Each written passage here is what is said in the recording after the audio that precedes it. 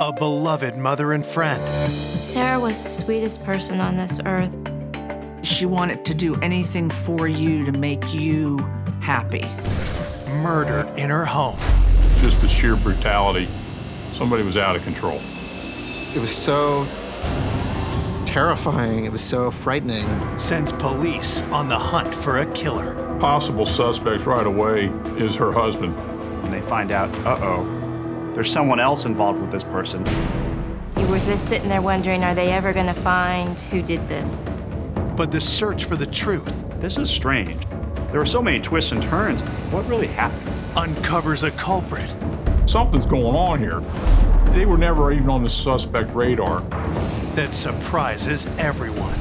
Wow, that was a twist none of us expected. It was shocking. No, this isn't right. I never expected that someone like that could be evil.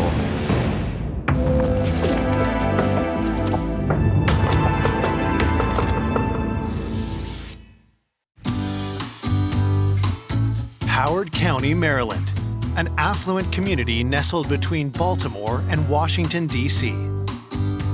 Howard County itself is a very quiet, peaceful suburb.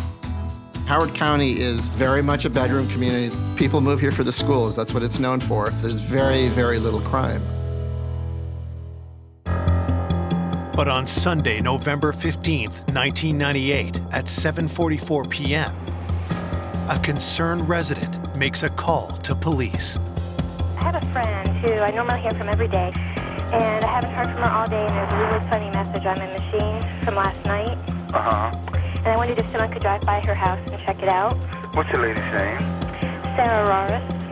I did not hear from Sarah all day. That is not normal. Something's wrong. Laura tells police that the 35-year-old single mother lives with her 1-year-old son, but the boy is with his father this weekend. Patrol officers head to the Roris home in the township of Elkridge to investigate. The police were able to gain access to the house, and upon entering the house, they conducted a sweep, and in the back family room, they found the body of Sarah Rares. It appeared that she'd been stabbed to death. Even hardened homicide investigators are taken aback when they see Sarah's mutilated body. The thing that still sticks in my mind is just the sheer brutality. I can close my eyes and see it as vividly today as I did then. The ones most visible were wounds to Sarah's neck and throat, multiple deep cuts and slashes. She was basically just short of being decapitated. She had severe cuts to each wrist. Her hands were just short of being cut completely off. There was a series of stab wounds to her stomach. Tremendous amount of blood on the floor around her, blood spattered up and down the walls. There was blood splattered all over the child's toys. It was complete and utter overkill. Somebody was out of control. Could the vicious nature of the attack mean this was a crime of passion? Detectives hunt for clues to help piece together this gruesome event. It was apparent that she had been dead for a period of time before we discovered her. The blood had pretty much dried. I was estimating she probably had been dead for about 24 hours. There had been forced entry to the house. Bloody boot prints leading from the body indicate that the suspect both entered and exited through the window. There appeared to be some degree of ransacking. VCR appeared to be missing. The phone was missing from the wall. A couple drawers in the kitchen had been rifled through, but at the same time, the victim's laptop, computer, purse, and items were relatively untouched on the kitchen table. An initial thought on our part was, could it all be staging in an attempt to throw us off, to make us think it was a robbery or burglary gone bad? Looking for witnesses, police fan out to speak with Sarah's neighbors on her quiet suburban street. As brutal and as violent as this attack was, nobody heard anything, not a sound. Inside the house, the forensic team spends hours gathering evidence. On the wall above Sarah's body, crime scene technicians were able to recover a couple bloody fingerprints. It indicated that the person was wearing gloves. Investigators must now solve the mystery of why Sarah Raris would fall prey to such a brutal attack. Detectives start by speaking with Sarah's friend, Laura Billiter, who first called police. They have to reveal the heartbreaking news that her friend is dead. I didn't want it to be true. I was in denial, and you just can't process information for a while. You're frozen. I kept trying to deny that it was Sarah. No one deserves to die like that. Sarah Williamson was born on a Florida military base in 1963, the daughter of an Air Force sergeant. Growing up, she was gregarious with a knack for mathematics. Sarah was not your typical introverted mathematician. She was very sociable. To describe Sarah, she gave love freely. She wanted to do anything for you to make you happy. After graduating college, Sarah moved to Maryland, where she took a job as a statistician at the National Security Agency. Sarah and I met at work, and she was the best friend you could ever have. Sarah was the sweetest person on this earth. She had friends everywhere at work. She had built up a reputation for herself. She was well respected, and she always was going to school or improving herself in some way. In 1991, while earning a master's degree, Sarah met Lorenzo Raris, and they began a relationship. The two married in 1994. Sarah wanted the husband, the children, the house in the country, the white picket fence. She wanted that golden dream. After 3 years of marriage, Sarah and Lorenzo had a son, Will. She was a great mom. She doted on Will. But the new baby put a strain on the marriage. Her family was down in Alabama, so she was missing that support system. Lorenzo did very little to help her. Over the next year, friends saw their relationship deteriorate. Things really took a downturn. The marriage was breaking down. Sarah, during all that, was a complete mess. In 1998, Sarah and Lorenzo separated. Eager for a fresh start, Sarah filed for divorce. She was just becoming a strong woman again, proud of the fact that she was able to live on her own and take care of her child on her own. It was wonderful to see. Now, 5 months later, Sarah's been found butchered in her own living room. The beloved mother's lifeless body left laying in a pool of blood. She had become such a strong, independent woman, and I was so proud of her. I was devastated. Laura gives detectives the phone message from her answering machine that prompted Laura to call police in the first place. I couldn't understand any of it because it was so garbled. The only thing I knew, somebody was in trouble. I did a redial, and I figured out it was from Sarah. In listening to the recording, you can hear sounds of a struggle, followed by a series of short, sharp screams. It was 30, 40 seconds, basically, of Sarah being murdered. I believe that she was probably in the process of maybe trying to call 911 when she inadvertently hit preset speed dial for Laura. The timestamp on the message is 8:46 p.m. on Saturday night, only 36 hours earlier. The recording gave us a starting point that we know on this date and this time, Sarah Raris was attacked and murdered. I could hear her last moments. I was shocked. I was horrified. And then I got angry, and I'm like, you gotta go pick up Lorenzo. He's involved in this.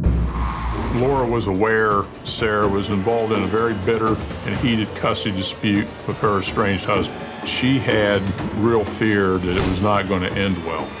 So I wanted to talk to the husband. This is not going to be a random act of violence. This is going to be murder. Coming up, a hunt for the truth. Something's going on here. We had to look into the possibility of an affair. Reveals buried secrets. We opened the door and he threw up all over the parking lot. He knows something. And a stunning turn in the case. I was absolutely shocked. It's like out of a movie. It was such an unexpected twist.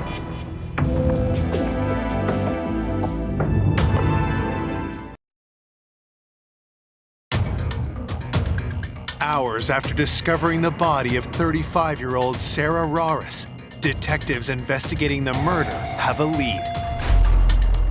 Sarah's friend Laura tells police she suspects Sarah's estranged husband, Lorenzo Raris, might have had something to do with her murder. We found out that Sarah was involved in an extremely contentious custody divorce situation. Internal police records had indicated that the police had responded there at least once before for disturbance between Sarah and her estranged husband. After Will was born, the marriage really started breaking down. Lorenzo was very jealous of his child because his child was taking away the attention that he had received from Sarah. Sarah told me that he was not happy with that. Sarah turned to Lorenzo's mother, Amelia, who lived nearby, for help. Sarah wanted Amelia involved. She was hoping that Amelia would be a calming influence on Lorenzo. And it would also allow, Sarah to spend a little bit more time with Lorenzo. Instead of getting better, things got worse. Sarah confided to me his mother was a little too involved doing all of the caregiving, and Lorenzo wanted nothing to do with the day-to-day task that it takes to raise a child. Sarah was very adamant that Lorenzo is his father. He needs to be very involved in taking care of their son. One morning, I got a phone call. Sarah was hysterical. She and Lorenzo got into an argument. He tried to hit her while she was holding Will, so she had to turn with the baby in her arms, and he had kicked her. She was just distraught.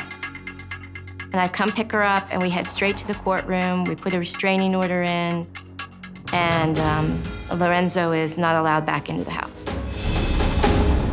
Lorenzo was extremely mad. Sarah was scared for her life. She was deathly afraid that she was going to be murdered. Lorenzo Raris is approached by the Howard County Police for questioning. When Lorenzo was first notified that his wife had been murdered, he covered his face with his hands. He fell to his knees. And in the initial officer's minds, he pretended to be crying and weeping into his hands, and that when he stood up, there was no evidence at all that he had been crying. One of the first things I noticed in dealing with Lorenzo was his lack of reaction, his lack of emotion, his lack of caring was significant. I thought he was smug, I thought he was arrogant. I just sensed he wasn't all that upset by what had happened to Sarah.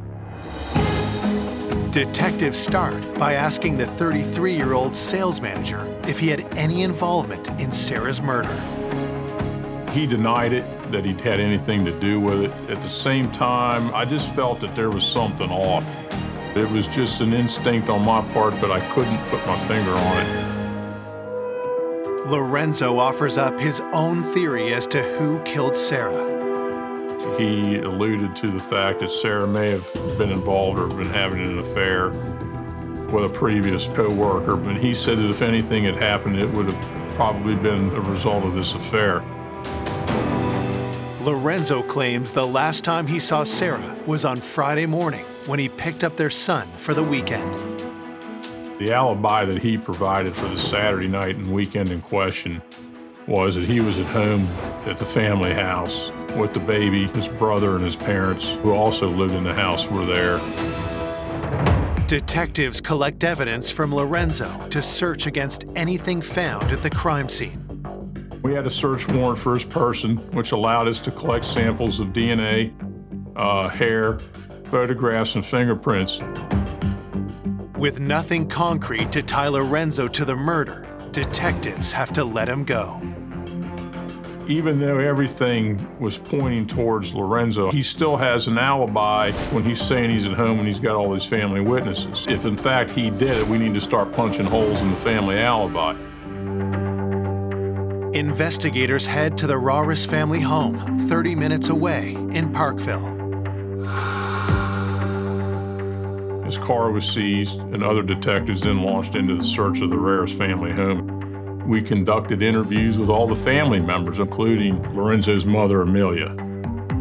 When asked where she was on that Saturday night, she said that she was working. She was a nurse's aide at a local nursing home, so she was at work during the time frame of the homicide. Amelia tells detectives that another member of the Raris family was at home that night.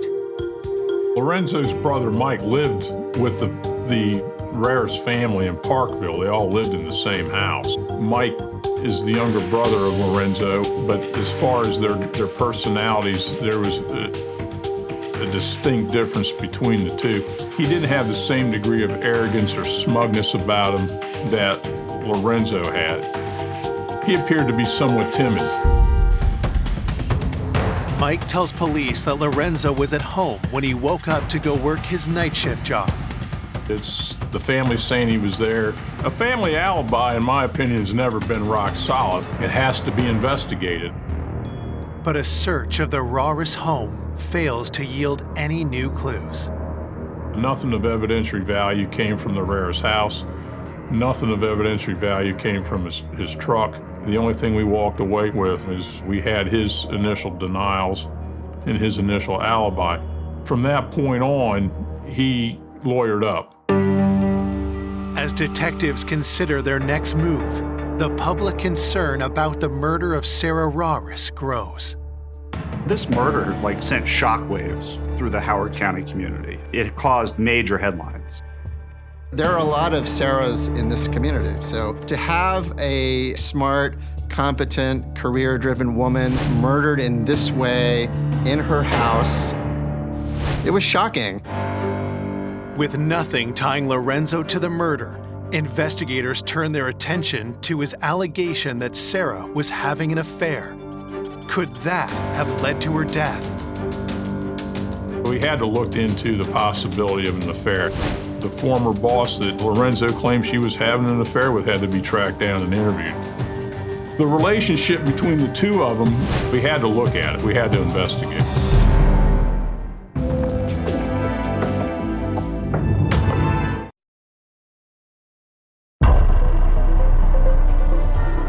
Police investigating the savage murder of Sarah Raris are looking into her estranged husband's claim that Sarah had been having an affair with her former boss. Lorenzo had implied that Sarah was having an affair with a former co-worker or supervisor, a gentleman by the name of Don Lewis. He had since retired from NSA and was living in Massachusetts. Detectives travel to Cape Cod to interview Don Lewis. The 51-year-old tells detectives that he is not surprised by Lorenzo's claim of an affair. Mr. Lewis told us that Lorenzo had emailed accusing him of having an affair with Sarah. He denied it. He said he was a father figure or mentor to Sarah. There was no romantic overtones, and there was no reason for him to kill her, nor did he want anything bad to happen to her. Don tells detectives he had been shocked to hear news of Sarah's death, and he was at a friend's dinner party hundreds of miles away when it happened. Mr. Lewis had an alibi for the Saturday night. He was in Massachusetts the night of the murder, and they had a solid alibi. Detectives reach out to those close to Sarah to learn more about her relationship with her former boss. Don Lewis was a friend of hers. They did have a mentor-mentee relationship, but that was all there was to Don Lewis. It was more like a father-daughter type of relationship.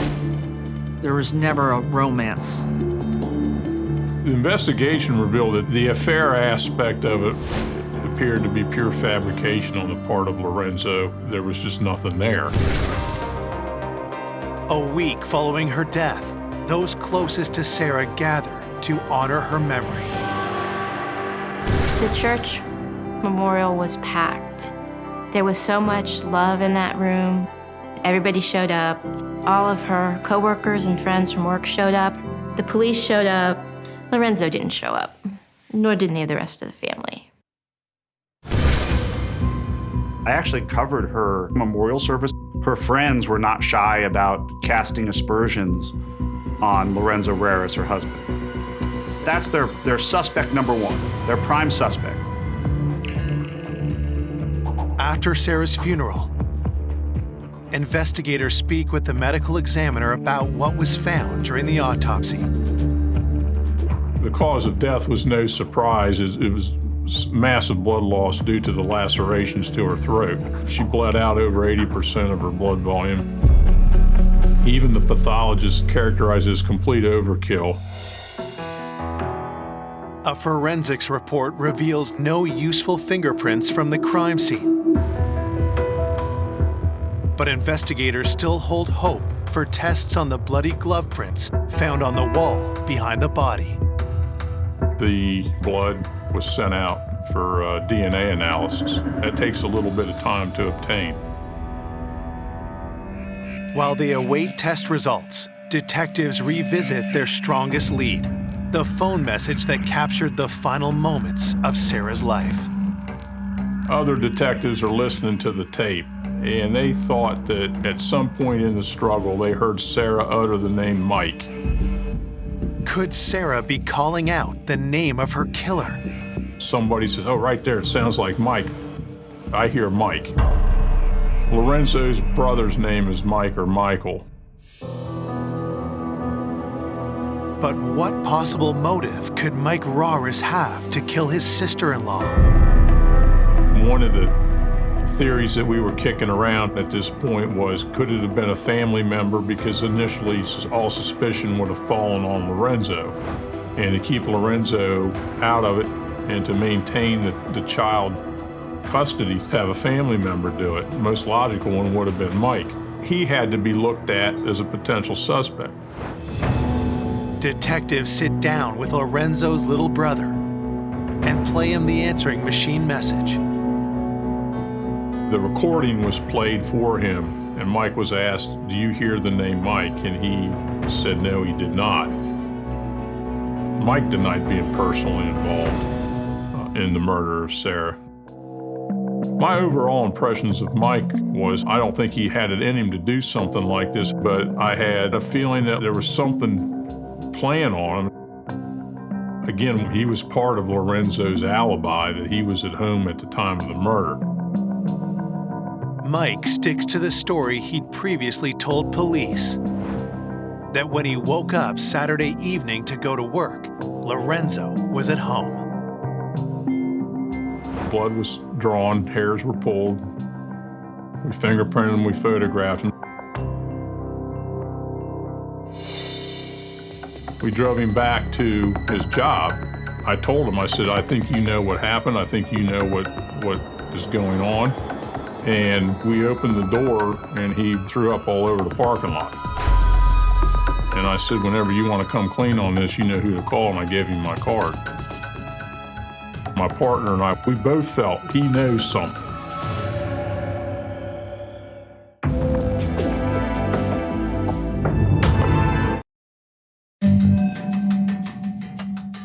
Detectives investigating the murder of Sarah Raris suspect that her brother-in-law, Mike Raris, might know more about her murder than he is letting on. My feeling was something's going on here. Maybe if he didn't do it, he definitely knows about it.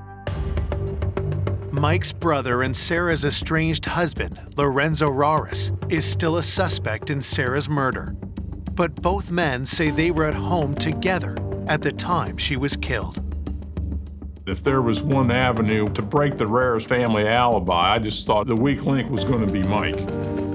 Problem was, the lawyer that was representing Lorenzo got involved, and from that point on, we were not allowed to speak with Mike without counsel being present. that threw up a huge wall. A month following the murder, the police investigation is at a standstill. But there is one person that investigators think might be able to help. Lorenzo had been married previously. His first wife, Becky, was still living locally. We thought she's somebody that we could enlist. Detectives meet with Becky Rauris to ask for her assistance in the investigation. Once she heard that Sarah had been murdered, Becky actually agreed to help us.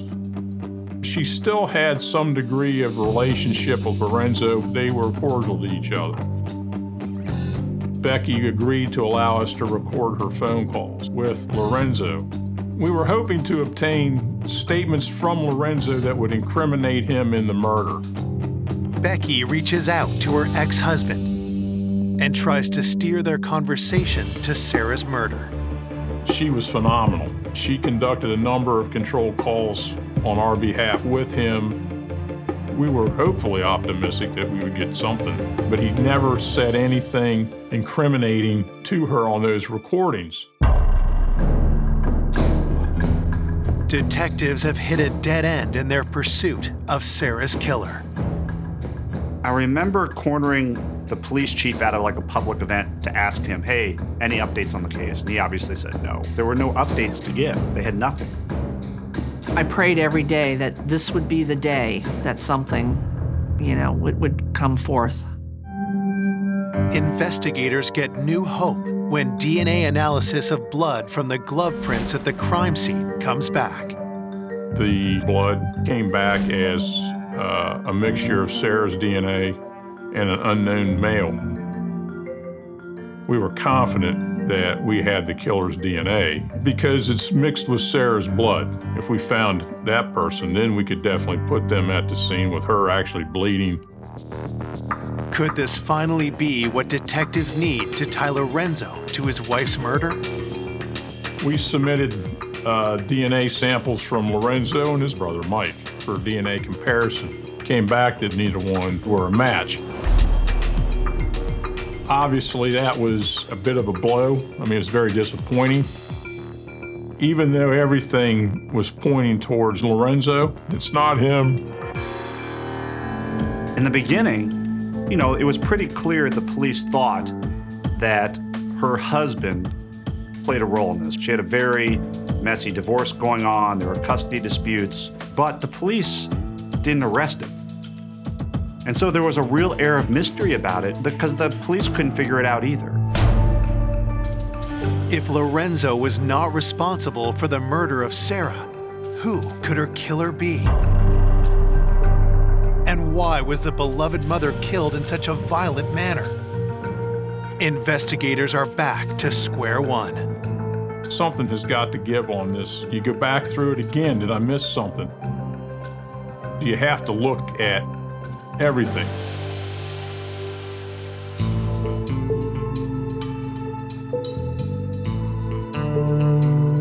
I did contact the FBI Behavioral Sciences Unit in Quantico, and they run it against all other cases in the country looking for similarities. Nothing of value came from that.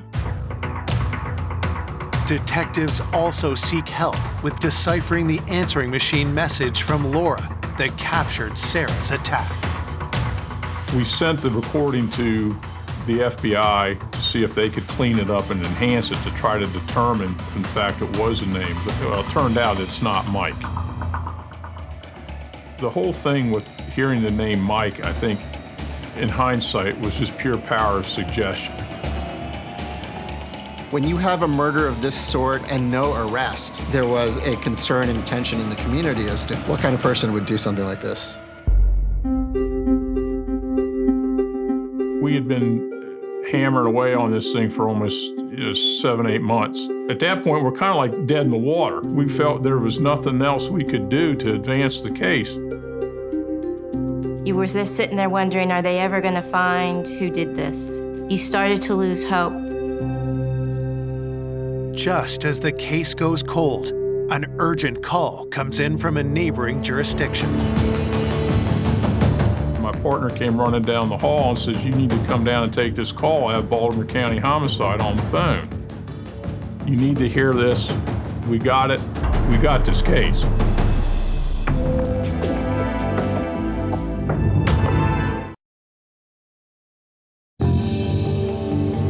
The 7-month hunt for the killer of Sarah Raris is at a standstill when detectives investigating the murder receive an unexpected phone call. Picked up the phone and it was Detective Phil Morrill from Baltimore County. He says, "Hey," he says, "I just got done running a wired conversation with an inmate in the Baltimore County Detention Center, talking about how he committed this murder of a woman." He described how he went through the window and how he attacked her, how he stabbed her in the belly. And he says, I damn near took her head off. And he says, "Do you guys have anything like it?" And I said, "Oh yeah, we do. The murder of Sarah Raris." And he said, "Well, you need to hear this tape." Howard County investigators get a copy of the jailhouse recording of Ardale Tickles, who had been locked up for an armed robbery 3 months ago. We sat down and we started listening to the tape of Ardale Tickles. Tickles is describing this homicide that he had committed.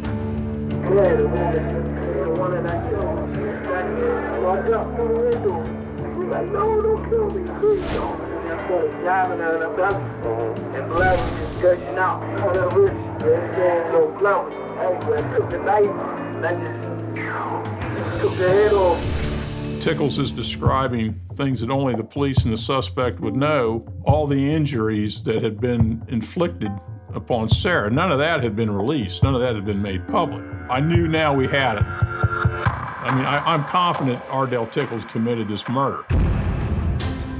Tickles keeps talking and has an even bigger revelation. He's talking about how he came to be employed to do this. I got paid, you know what I'm saying, to let you know I was working at. He told me to go ahead and play for him. He just gave me the head to do it, and I went to go do it. It's now a straight-up murder for hire. We had the actual physical killer of Sarah Raris. We needed the person who hired him and paid him to conduct the murder, a co-worker. We had some homework to do. Who was this mysterious co-worker? What was her relation to Sarah? And why would she want Sarah killed? Investigators start with Ardale Tickles. He's 19 years old. He's a kid at this point. He was incarcerated awaiting trial. He robbed the McDonald's and he shot the manager during the course of the robbery. When we started digging into him, we couldn't find any kind of criminal record with him prior to this. Detectives checked Tickles' employment history, looking for any intersection with Sarah's life or those that knew her. We went back like a year. He was employed in the laundry room at a local nursing home in Baltimore. He did the laundry for this facility. The entire investigation turns when detectives realize who also worked at the same nursing home. Lorenzo's mother, Amelia, they were co-workers. That was kind of mind-blowing, you know. She was never even on the suspect radar. Him and Amelia working at the same nursing home, it was the one piece to the puzzle that you needed to put in, and the rest of them just kind of fell into place after that. Could it really be true that this 63-year-old grandmother hired someone to kill her daughter-in-law? And if it is true, who else knew about it? We still weren't convinced that Lorenzo was completely blameless in this. So there was still a lot of investigative work to do. The Raris house in Parkville was put under surveillance while we investigated the relationship between Tickles and Amelia. We matched up work schedules. So we were able to establish, yes, they worked together. Yes, they worked the same hours. We were able to locate a few co-workers who remember seeing Amelia talking to this guy. We were able to show that relationship did in fact exist. But even with a known relationship, police had no evidence Amelia plotted to murder Sarah.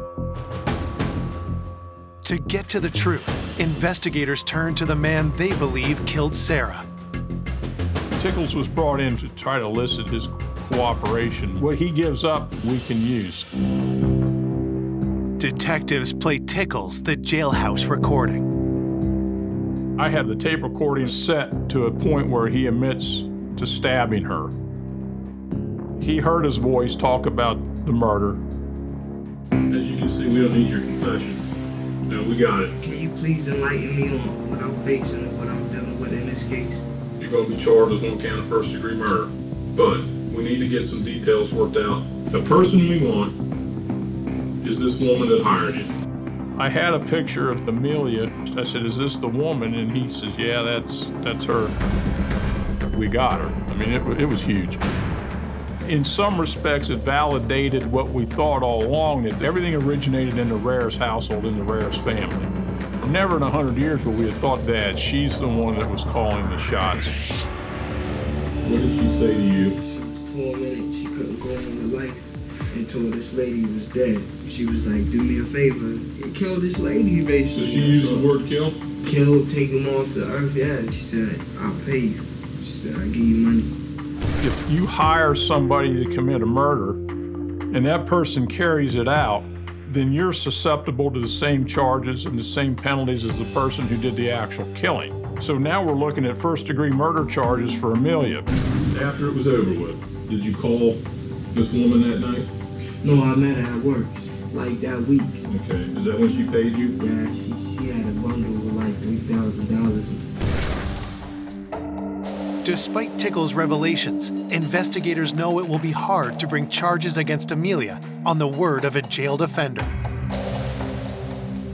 We had enough. We could have easily arrested Tickles and called it case closed. We needed something that really implicated Amelia in the conspiracy. What we wanted him to do to nail down the first-degree murder charge was get on the phone and call Amelia. We wanted to run a controlled call with him, and he refused. When that didn't happen, we had some work to do.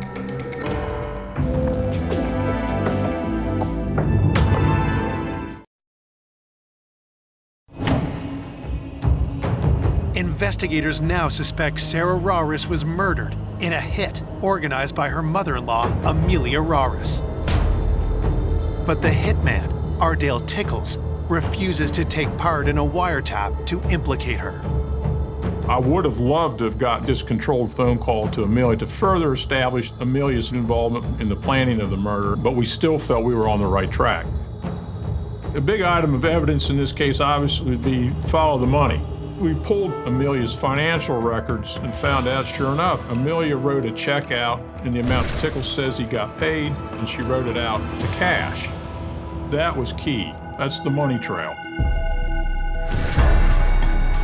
Amelia Raris is arrested and interviewed by detectives.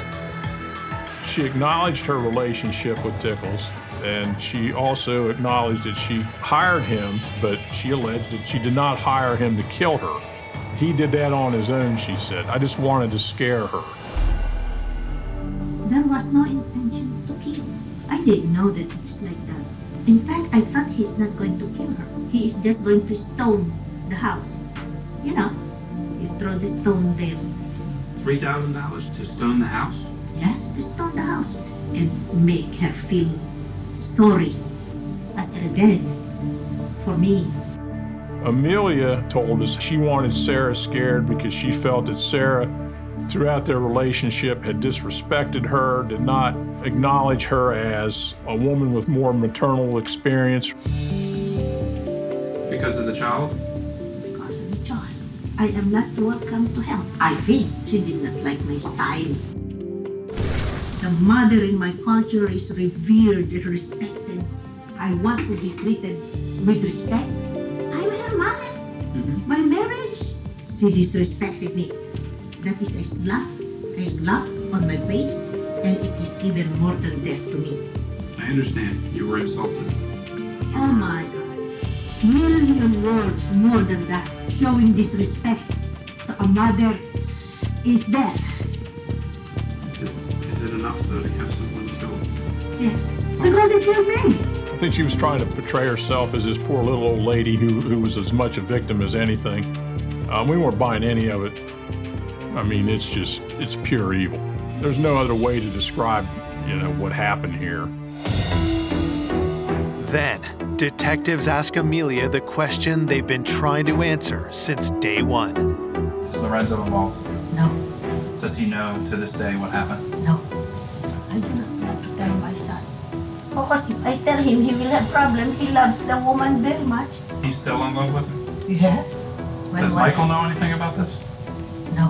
What will I tell him? Despite Amelia's claim that she had no intention for Sarah to be killed, police proceed with charges against her. We were able to establish that she hired him and paid him. That gave us more than enough to further solidify the case we had against her already. The case against Ardale Tickles is strengthened when tests match his DNA to blood evidence found at the crime scene. Both Ardale Tickles and Amelia Reyes were charged with first-degree murder, conspiracy, and in Amelia's case, she was charged with the crime of solicitation. When we first heard that it was Amelia, the feeling was, no, this isn't right. When I found out about her, I'm like, where the heck did Amelia come from? I was absolutely shocked that the mother-in-law orchestrated the entire thing, and it was a hitman who did it. Wow, that was a twist none of us expected. Like, there's no way. It's like out of a movie. In January of 2000, both Ardale Tickles and Amelia Reyes faced trial for the murder of Sarah Reyes. There was no trial for Ardale Tickles. He was going to go to trial, and Ardale Tickles unexpectedly decides to plead guilty. He's completely remorseful. He says, I shouldn't have done it. And then he got life in prison from the judge. Amelia Reyes enters a plea of not guilty. She maintained her innocence, that she had just paid this guy $3,000 to go throw stones at the house. I testified at the trial. I was there to let the jury know who Sarah was. I was afraid they would see the sweet, meek little old lady and not believe that someone like that could be evil and could organize this murder. Ardale Tickles refuses to testify, but prosecutors present the recording of his police interview describing the plot and the crime, as well as the telephone message that captured Sarah's last moments of life. It was so terrifying. It was so frightening. It was so unspeakably brutal. It was chilling. After a 7-day trial, Amelia Reyes is found guilty of all charges. She is sentenced to life in prison without the possibility of parole. I was relieved when the guilty verdict was read, and I am glad that they saw through that demeanor that she put on. For those closest to Sarah, there will always be a void left behind. She gave joy, she received joy. I really do miss her. I need to hear her laugh. We lost a really good person that day. We lost a light. And I just hope that, she's happy in God's arms and that she's looking out for Will. I miss her so much.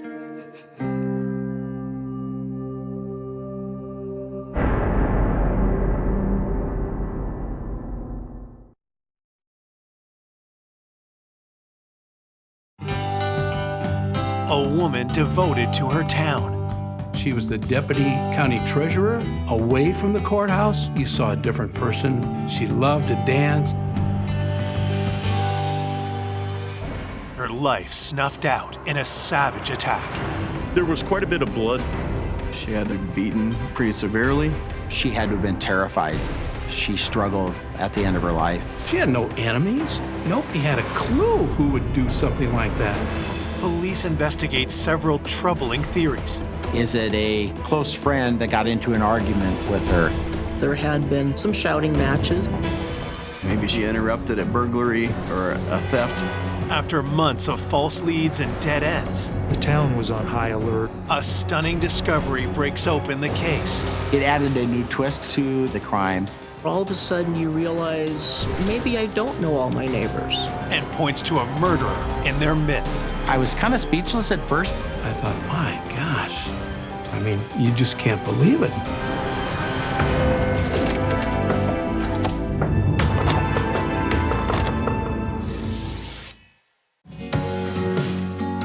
The tiny farming community of Colon, Nebraska is one of the smallest towns in America, with a population of just over 100 people. Colon, Nebraska is a very laid-back community, very close-knit families there. I think that if you went there, you'd drive through and you go, oh, this is small. Many people would leave their doors unlocked, their cars unlocked, keys left in the ignition, just a feel of safety, that there's no threat. But then on June 30th, 2003, police receive a distressing call. Around 6:42 in the evening, dispatch indicated to me that they had received a report of a possible suicide. A friend ended up finding her body across the street in her garage, along with a gun. He had called 911 and it was reported as a suicide. Once I arrived, the firemen on scene already were pointing me to a garage. I walked in and could see the body of a white female that was laying on the ground. There was quite a bit of blood and there was disfigurement to the head and face area, so we could not recognize the victim. A black handgun was found near her head. There is so much blood on the scene, investigators aren't able to determine the cause of death and need to wait for an autopsy to be sure. The small black handgun didn't actually contain bullets, and we didn't find any shell casings in the area. The car had a smear on the driver's side, and then I did find that there was a smear of what appeared to be blood on the walk-in door that went out the side of the garage. There was also what looked like blood spatter, where someone stepped in the pool of blood. There was a footprint impression that was taken that indicated that there was a second person there. This was a suspicious death. There were DNA swabs taken on her body and of her clothing that she was wearing at the time. We noticed that her purse was located underneath her vehicle. Was this just a botched burglary, or did the person have some other intention? From the personal items in her purse, police identify the victim as 66-year-old Sharon Erickson. Sharon was very well known. It was shocking to us as law enforcement to see somebody that was a fixture in the community being the victim in this case. Born and raised in Nebraska's farm country, Sharon Erickson was a lifelong government worker. Sharon worked across the hall from me. She was the deputy county treasurer. She was excellent, very honest. I would put her against anybody in the state of Nebraska for knowledge when it comes to the office of the treasurer. She would do anything for you. Gosh darn. When it came to the office or anything, she was always attentive and very, very helpful always. In 1998, after 37 years of devoted service, Sharon retired. Away from the courthouse, you saw a different person, more relaxed. She loved to dance, and if anyone wanted to dance, boom, she was on the dance floor. And boy, she was so good at dancing. I'm telling you what, boy, she could dance every dance until they'd shut the music off. As a single woman, Sharon lived alone, but saw the people of Colon as her family. People used to go to the bar and have coffee. Well, that one closed. Sharon came over and she says, I have a little front room in my house there. Would you come and remodel it and paint it for me? She had me fix that room up and gave the locals a key for coffee. Had a coffee pot in there. It was just somewhere where they could go. She didn't charge them. That's the type of person that you're talking about. Police are at a loss when they realize Sharon was attacked just 50 feet away from the gathering spot she gifted to the town. Who could have wanted to kill her and why? Detectives expand their search for evidence to Sharon's home. She lived in what used to be a grocery store and had converted to her house. The other odd thing about Sharon's residence is that her garage was located across her house. And so to get to her car, she would have to walk out the front of her house and across Main Street. What or who could have lured Sharon out of her home and to her death in the garage? We did find some damage to the back door that appeared to be consistent with some forced entry. There was a coal chisel that was found next to the door that more than likely was used. We also did find that the phone line had been cut. There was at least some planning on the attack. Someone was obviously trying to prevent her from calling for help. Inside, there was nothing out of place. When we started going room by room, we found that there was a holster for a small gun in her bedroom near the bed, and the gun was missing. That, along with her bed not being made and the back door having damage and being pried open, we started to have a picture in our minds that this may have occurred in the middle of the night. Our assumption was that there was a burglary.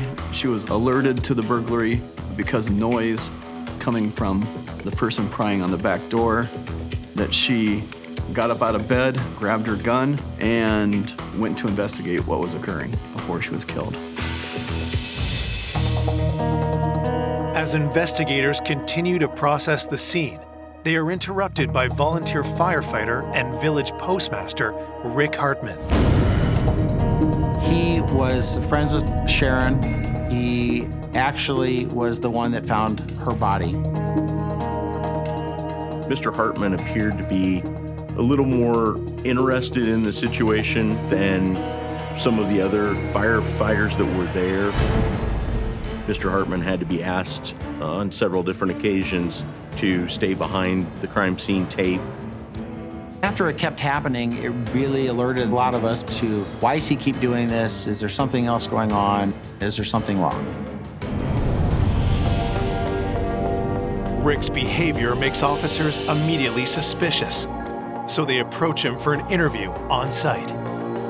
During the interview, Mr. Hartman had indicated that he was really close friends with Sharon. When Sharon would leave town, she would leave a key in her post office box for him to check on her house. So he was trusted by her. Sharon would come visit him every day when she'd come pick up her mail. But Rick tells police he didn't see Sharon that morning. He was asked to check on her after a worried relative didn't hear from Sharon that evening. Rick Hartman, he had gone looking for Sharon. Sharon was nowhere to be found. Mr. Hartman opened the garage door and you could see Sharon laying beside her car. Without prompting, he indicated that it was a suicide, that she had a gun, knew how to use it. But we were very confident that there was foul play involved.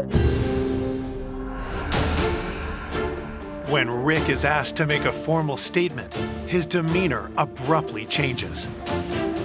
He said, "If you're going to arrest me, otherwise I'm leaving." I was taken aback. Why would he say that? Why would he do that? We needed to look a little harder at this person and find out what that was all about. Coming up, new evidence reveals a disturbing detail. She'd been sexually assaulted. I was definitely shocked. Small-town gossip sparks salacious rumors. There may have been more than just a friendship there. He was trying to hide additional evidence. And just when detectives think they have the killer in their sights, it had to be him. A startling truth is revealed. It sent shockwaves through the entire area. I went, what? You've got to be kidding me.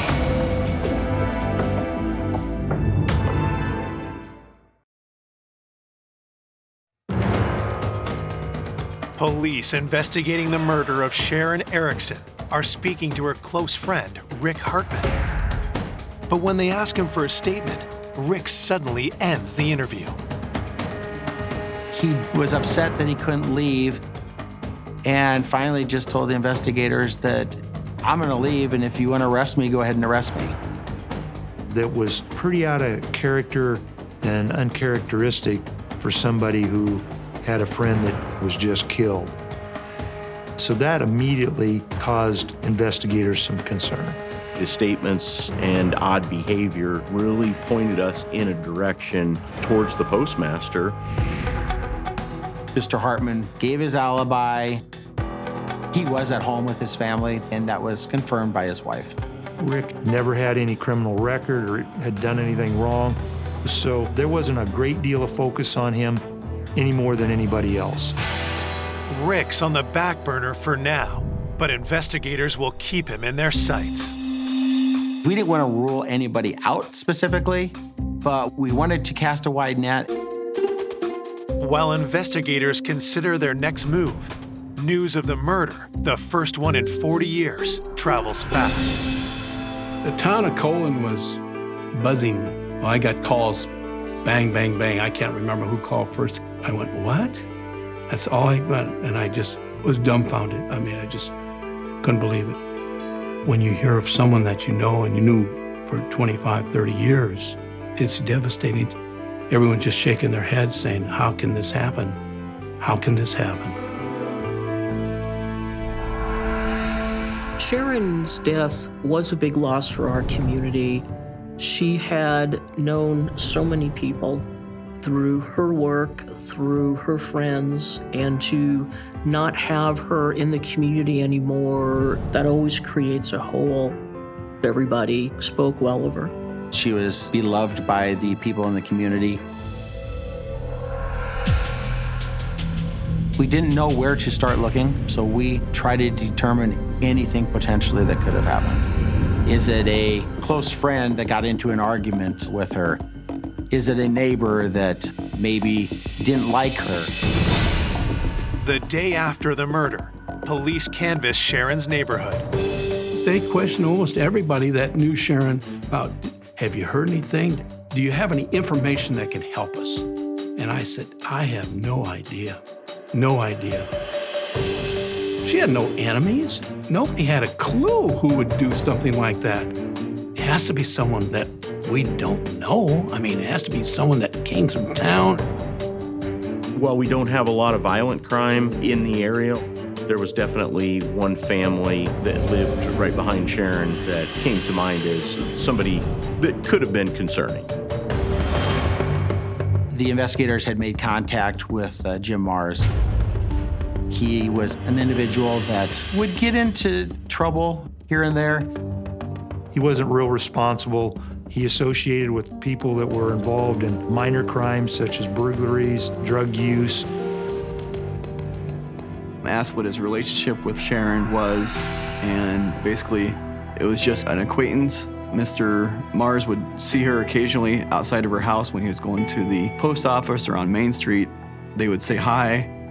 He said he got in trouble by her a couple times for mischief when he was younger, and she would yell at him. When we interviewed Jim Mars, he didn't know anything about Sharon's death, and he was so sorry that she died. Jim had been in Kansas doing a roofing job. After he got back from Kansas, he eventually went to Wahoo, drank some beer with a friend, attempted to go to another bar. At that time, it was after closing time, and he drove the back roads home to Colon. He estimated he got home about 1:30 in the morning. Stayed up, watched TV, drank a pop, and then eventually went to bed. His mom confirmed the time that he came home. Everything seemed to be okay with his story. Investigators don't know the exact time of Sharon's death, so the 24-year-old remains on the suspect list. Before police leave, Jim gives them a tip. Jim had indicated that there was a trucker that always had interactions and always seemed to be bickering with Miss Erickson. The truck driver may have parked a little bit on her property and she'd get upset about it. He might have his engine running on his truck and it would bother her. She would bring it to his attention and he would not necessarily comply with her request. It was no secret the two didn't get along. We were gaining information from friends that Sharon had had disputes with this man. Detectives must now determine if a run-in with the trucker turned fatal. A lot of the community members felt that the truck driver was doing things to antagonize her and to cause more problems between them. That was something that was public because there had been some shouting matches, some vocal exchanges about the fact that this truck was running all night. Some of the people in the community who knew that he wasn't overly fond with Sharon, they kind of rumored him to be a suspect. Maybe the frustration amongst the two had just finally boiled over. It just seemed suspicious. I know the investigators had attempted to reach out to the truck driver in question and were unable to contact him. Police do all they can, but can't track down the driver's whereabouts. Today's technology is there's cameras everywhere. You're using your cell phone. At the time of this homicide, that kind of technology wasn't prevalent. We didn't know if we were going to find that person.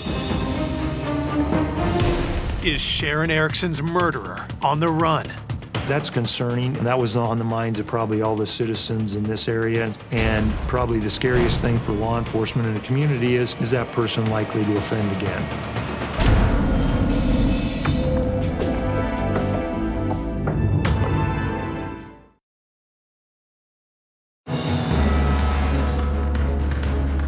Police hunting the killer of 66-year-old Sharon Erickson have a new suspect, a truck driver she had clashed with several times.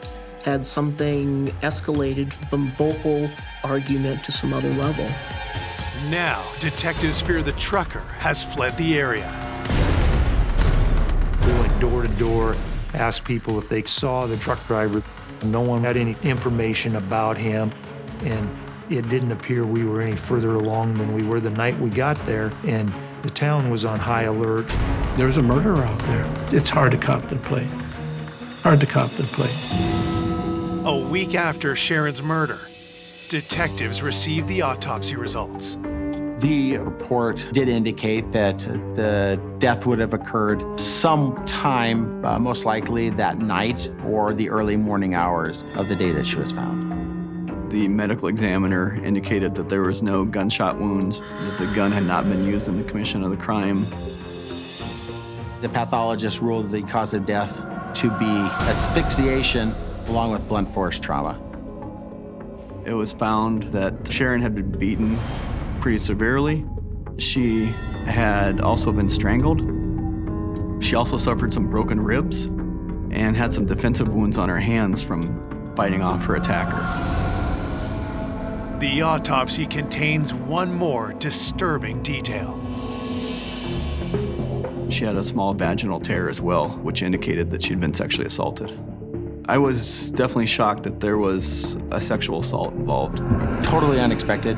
It added a new twist to the crime, which further led to more questions.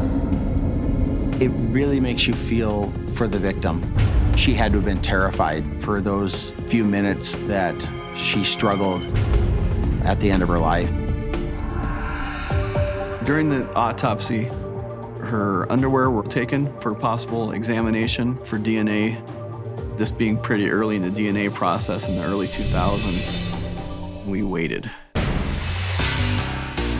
2 days later, on July 10th, the trucker is back in town and police bring him in for questioning.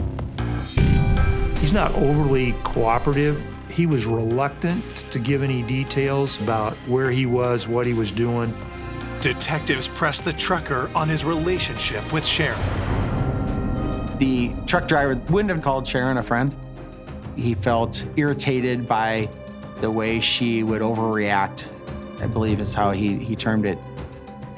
He did not have a good relationship with her. But the truck driver vows he's no killer.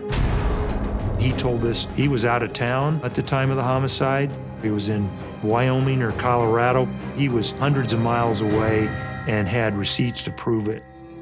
Officers were sent off to corroborate the receipt. He was asked for a DNA sample and a polygraph, and he refused. Was the trucker hiding something? It's just one of the things that you can add to a list of items that if there's too many on that list, it's a problem. With nothing concrete linking the trucker to the homicide, detectives have to let him go. Law enforcement officers were in the process of interviewing and chasing down alibis. We'd been following up with people, but there was not a lot of new information coming in and not a lot of credible information. With Sharon's murder still unsolved, the community remains on high alert. Before this happened, it was probably one of the safest places you'd want to be. Everyone's on their toes. You know, you drive up, you lock your car, you lock your house, you watch everything. Here's a lady that just retired, 60-some years old. Who could do this? It just was a shock to the whole county. As a community, you want resolution, or you at least want to know why it happened and how can we get some justice out of this. Although the entire town is mourning the loss of Sharon, Rick Hartman seems to be taking an unnaturally keen interest in the investigation. Rick would ask us about what we were doing about other leads, and then he would insert his thoughts. His behavior was a little more pushy, trying to get as much information as Rick could. Is this just a concerned friend who wants to see how the investigation's going, or is there something more to than that? Despite his odd behavior, Rick still has a solid alibi, and the investigation stalls.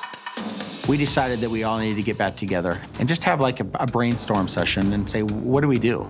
One of the things that we talked about is at the time of the homicide, early 2000s, meth had been a problem. People would steal anhydrous ammonia from tanks and then use that to create their own methamphetamine. Some of these people were heavy addicts, very dangerous, and involved in a lot of crimes. One of the things that was being discussed with the anhydrous tanks was they were not too far from Sharon's home. So could she have seen something? Could she have spotted something, said something to make someone believe that she knew who they were and what they were doing? Did Sharon confront them? Did they attack her to keep her quiet? We might be looking for somebody who's manufacturing and selling methamphetamine who may have been in Colon on that particular night.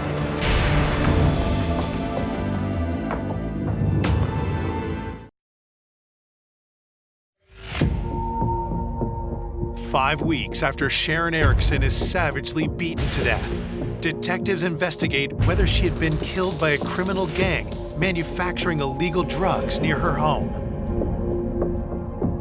It's an easy target, no cameras in that area. We were aware that Sharon kept an eye on Main Street. She a lot of times had information about suspicious people, something going on after hours there. Sharon was one that if she saw something that she didn't think was right, she wasn't afraid to stand up and say something. Maybe she saw something that she shouldn't have. She interrupted a burglary or a theft. As we talked to people around town, they also indicated that that might have been one of the reasons why Sharon may have been murdered. Investigators had talked to local suspects who were involved in the manufacturing of methamphetamine. People that we had arrested previous to this incident, and then people from the metro areas. Most of them have pretty extensive criminal records, and they're heavily addicted. So the level of cooperation with somebody who's addicted to methamphetamine is not going to be very good. It creates a difficult picture to paint. We were not able to generate the type of evidence or leads that we really would hope for. We as a department were frustrated with things not happening real fast and the way that you always want. The canvas fails to yield the information police were looking for, as does the investigation into the trucker. As the investigation unfolded, the truck driver was eliminated. He was miles and miles away from the incident. We contacted the establishment where he got fuel, and it wasn't a phony receipt. With this, the driver is fully off the suspect list. After doing the first set of interviews and looking at potential suspects, the investigators really weren't able to focus on anybody that would be so mad or somebody that would want to sexually assault Sharon or to kill her. So it kind of left a lot of question marks. Where do you go? What do you look for? There's just a lot of unknowns. We just don't know what's going on. Do we feel safe or do we need to worry? Everybody had their ideas who did this, and I think it just kept going and going and going. People didn't have a clue, but they wanted to talk about it. There was a lot of discussion amongst the community members as to what was going on. A lot of rumors floating around. One of these rumors that starts circulating has to do with one of Sharon's good friends and a familiar name to detectives. Because of Rick's close contact with Sharon, small town rumors began to surface that there may have been more than just a friendship there. Many of the community members had mentioned rumors that Rick Hartman and Sharon had been having an affair. We start to wonder, was there more to their friendship, maybe in a romantic way? There was talk. This was something that was being discussed. So it's not that hard of a thought process or big of a leap to say, could he be involved? Police talked to Rick again, this time at the sheriff's office. He was cooperative. He somehow, I think, liked the attention. But that changes when detectives ask Rick some very pointed questions. Law enforcement actually asked him if there was a romantic relationship between the two of them. He was immediately offended, and he denied that. Mr. Hartman appeared to be very distraught. He said he was just friends with her, that there was no romantic relationship. Could the sexual assault that appeared in Sharon's autopsy actually have been a consensual encounter with Rick? That question certainly seems accusatory. Those things are not comfortable, but that comes with the job. You got to do your job. Rick was questioned in detail and really scrutinized on where he was, what his involvement was. There were a number of times he said, we got to look somewhere else because we were wasting our time on him. He became agitated and wanted to go home. Rick stands by the alibi he gave police back when they first questioned him 7 weeks ago at the crime scene. Rick was home with his wife at the time that we believe Sharon was killed. The investigators went and corroborated his story with his wife again. We really had no reason to believe that Rick's wife would not disclose if he were gone at that time.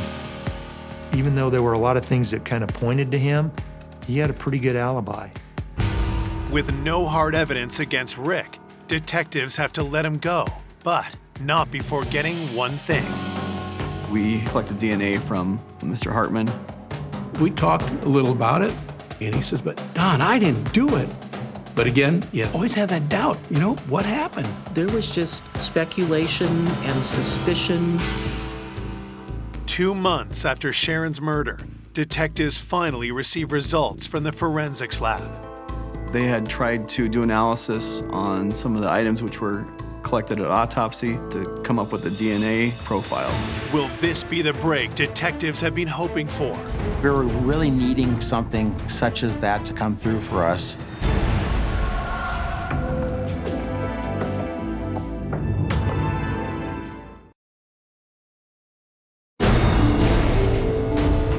Two months after the murder of Sharon Erickson, police hope the DNA results they've been waiting for will confirm who they suspect is her killer. There was quite a bit of speculation that it could be the postmaster in town. We were contacted by our state patrol lab. They believed that there was something there, but that they could not separate out a complete profile for comparison.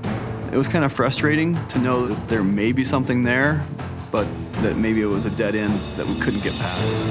Without a DNA match, we as investigators knew that if that was the case, it would be very hard to solve this crime. But detectives aren't giving up. The Nebraska Medical Center could test smaller quantities than the State Patrol lab could do. So we made a determination that we would take our evidence and send it in to the other lab and have more DNA testing done. Results will take months to come back, and with a killer still on the loose, nerves in small-town Colon, Nebraska begin to fray. When the investigation went on and on and on, I thought, come on, we've got to find something. We had a murder back in 69 or 68 that was never solved in Wahoo. And of course, right away, you think, gosh, we got to find out who did this. Could it be someone we do know? There can be a mistrust. All of a sudden you realize, maybe I don't know all my neighbors. Then, police receive an unexpected tip that points back to the man they can't seem to rule out. The estate of Sharon Erickson had a garage sale, and Rick Hartman was at the garage sale. Mr. Hartman went in and purchased her mattress, and that was suspicious to us. If there was some sort of maybe DNA evidence or something that would be on the mattress that would be of interest to law enforcement, by somebody purchasing that and maybe getting rid of it, then it would be something that we would no longer be able to go back and utilize at a later time. Did he want the mattress because they did have potential sexual activity on the mattress? Maybe he was out there trying to hide additional evidence. Every time investigators seemed to close a loophole with Mr. Hartman, something else happened. He kept drawing attention to him. It was just another thing that brought him back on radar. Law enforcement asked him about his attendance there and what he bought. He actually denied that he bought her mattress. So then that caused law enforcement some concern on why would you buy it? Okay, why, if you did buy it, why would you lie about it? Mr. Hartman agreed to undergo a polygraph, so he cooperated in that aspect, but he seemed nervous, on edge, jittery. The results from that polygraph were inconclusive. It left a lot of questions unanswered. It just added a little fuel to the fire. Every chance that we could get that he could clear his name seemed to be something that elevated him to the next level. The people in town were thinking it had to be him and were scared to go to the post office. In a small community where pretty much everybody knows everybody, it's easy to point fingers, it's easy to cast doubts. I golfed with Rick Hartman that week in our golf league, and he was just nervous, he was just edgy and just scared. A number of us may have felt like Mr. Hartman had acted inappropriately or suspiciously. We just didn't have enough to really push it over the top. There was nothing that we could charge him with. We had no evidence that he committed the crime, other than he kept interjecting himself in the investigation. Detectives hope that definitive proof will come from the Medical Center Forensic Lab. The last piece that we didn't have back yet was the DNA evidence. We got a phone call and they were able to isolate a DNA profile. They actually located a sperm cell on her clothing, which was a positive breakthrough for us. The only person that it could have been from would have been the person that had sexually assaulted her and presumably killed her. We felt that there was more hope in solving this than we had had for quite a while, because at least DNA is something that we can link to a specific person. Armed with this DNA profile, police immediately zero in on their top suspect. We did send in Rick Hartman's DNA. Came back not a match. Rick's name is finally cleared from the suspect list once and for all. Scientific evidence is what it is. It confirmed everything that he was telling us. There was no romantic relationship. We were focused on an individual that had absolutely nothing to do with the homicide. I apologize for any stress we caused him or his family. But if it wasn't Rick, then who killed Sharon? One of the big concerns that we had is that if this was a stranger that was maybe passing through town or someone completely not associated with the community or with Sharon, that it potentially could go unsolved without any additional evidence coming forward. Investigators are back to square one, but they come up with a new game plan. We try to determine who else should we go out and collect samples from, who else were potential suspects, who could have done this, and who would provide those samples so we can send them in and see if there's a match. It was just a matter of being able to find that one person out there in the world that belonged to. We're trying to get that needle in a haystack. 10 months after Sharon's murder, in April 2004, police get the results of their DNA dragnet. The lab got a confirmation that they had a match. We now know who killed Sharon. It was the breakthrough that we needed. It sent shockwaves through the entire area.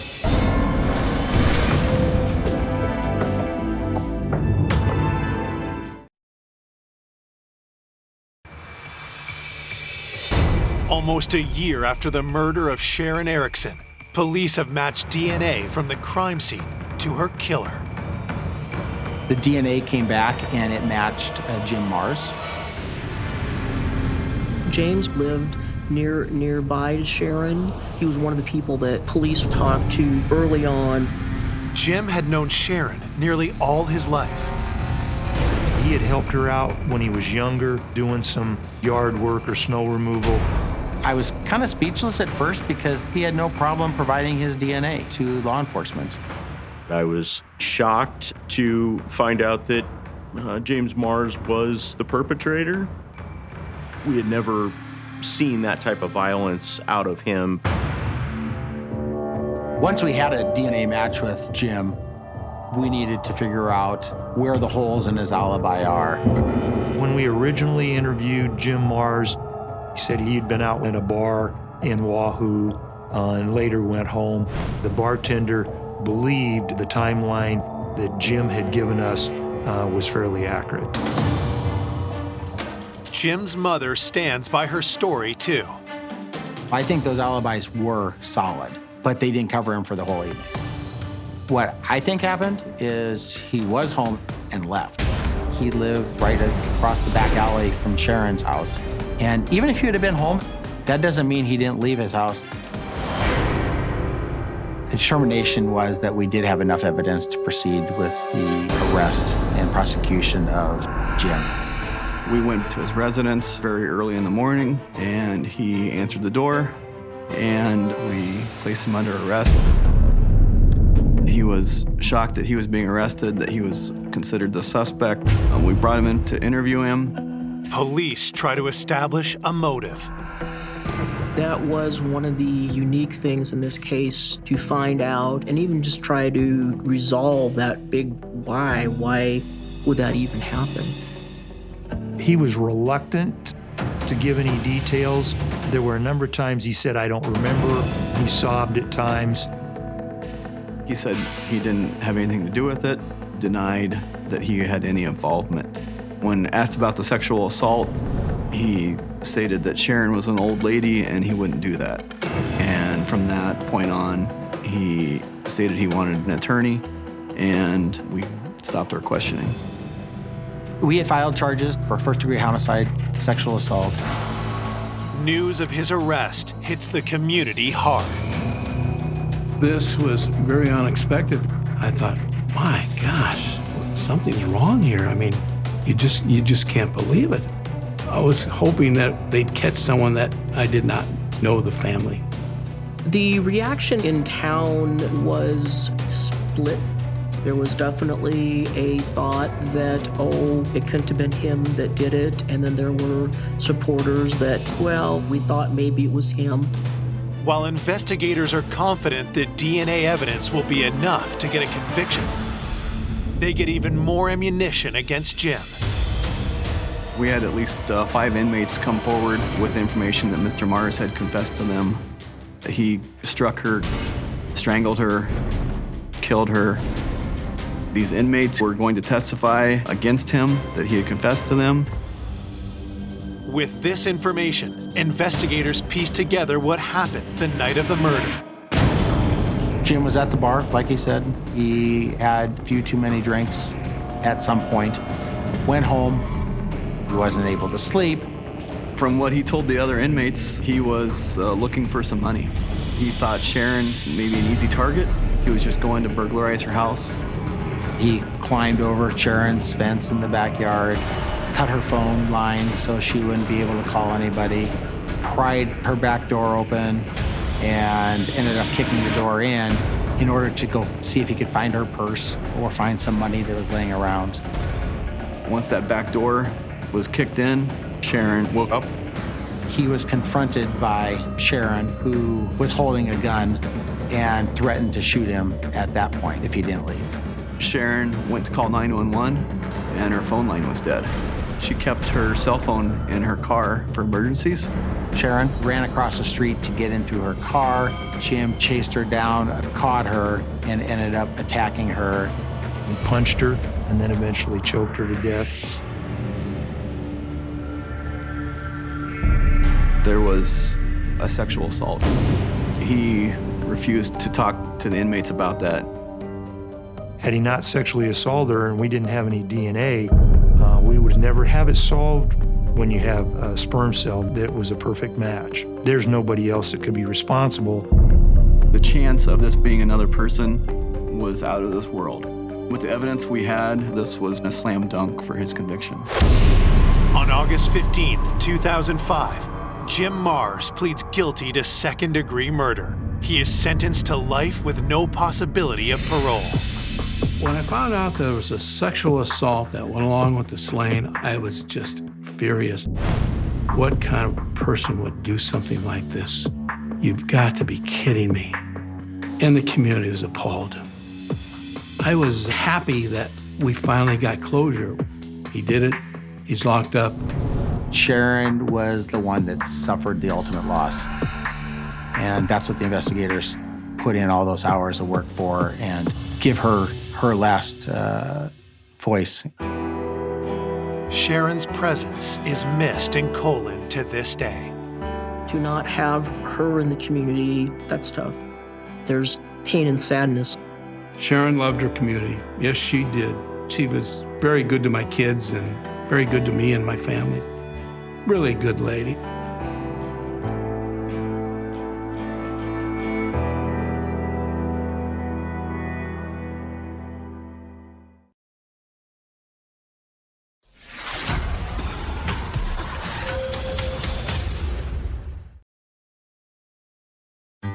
A cherished family at the center of a small town. They laughed and they joked around and they were happy together. They were loved and well respected in our community. Is gunned down in cold blood.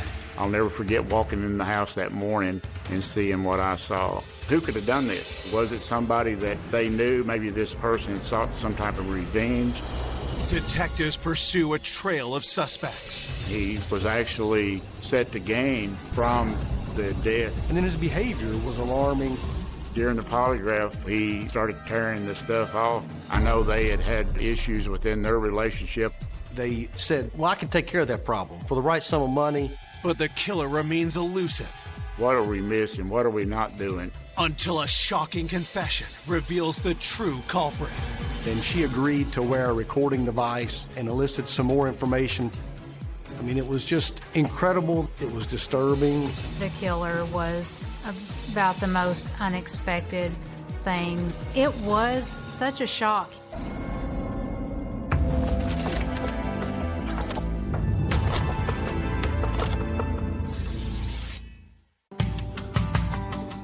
Columbia, Kentucky is a small but tight-knit rural community. Everyone knows everyone else. Your neighbors feel like family. People watch out for one another. Not uncommon. You'll be walking downtown, you'll stop, run into friends or family. Very friendly atmosphere. One of the most beloved families in Columbia are the Wellnitzes. They own a veterinary clinic just steps away from their home. I just remember that environment at the clinic was a place that I, as a kid, wanted to spend every spare moment that I had, just because it was a great place to be. Joe and Beth, their kids, Dennis and Meg, they were kind, they were loving, and they were fun to be around. On February 26, 1993, the town forever changes after two of Joe and Beth's employees make a grim discovery just after 8 a.m. at the Wellnitz home. 2 employees had shown up for work, but Joe and Beth were not at the clinic. The clinic was adjacent to the residence. So the gentleman walked over to the house, went in the back door, and discovered Joe's body in the downstairs area of the home. The lady that had also shown up for work that morning, she then went to the house, discovered 2 bodies upstairs. Joe and Beth and their son, Dennis, they've been shot. Then she ran out and called the police. Investigators rushed to the scene. I'll never forget walking in the house that morning and seeing what I saw. It was just total shock. I knew what kind of people they were. I knew how kind they were and how compassionate they were with their work that they did. I couldn't believe it. When we entered the house, there was Joe laying on the floor. He was on his stomach. His hand was underneath his chest. He had a pair of gray sweatpants on and a white T-shirt. It looked like he came out of a bathroom and had been shot and fell face first. Blood that had pooled around the body. My initial reaction was shock.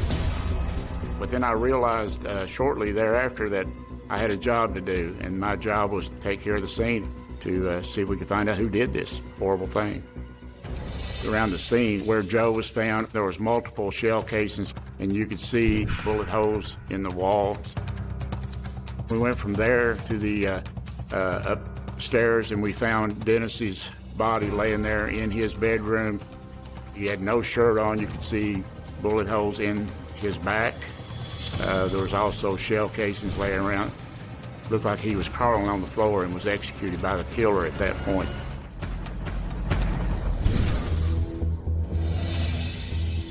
Entering into the back bedroom that belonged to Joe and Beth, you could see multiple shell casings back there.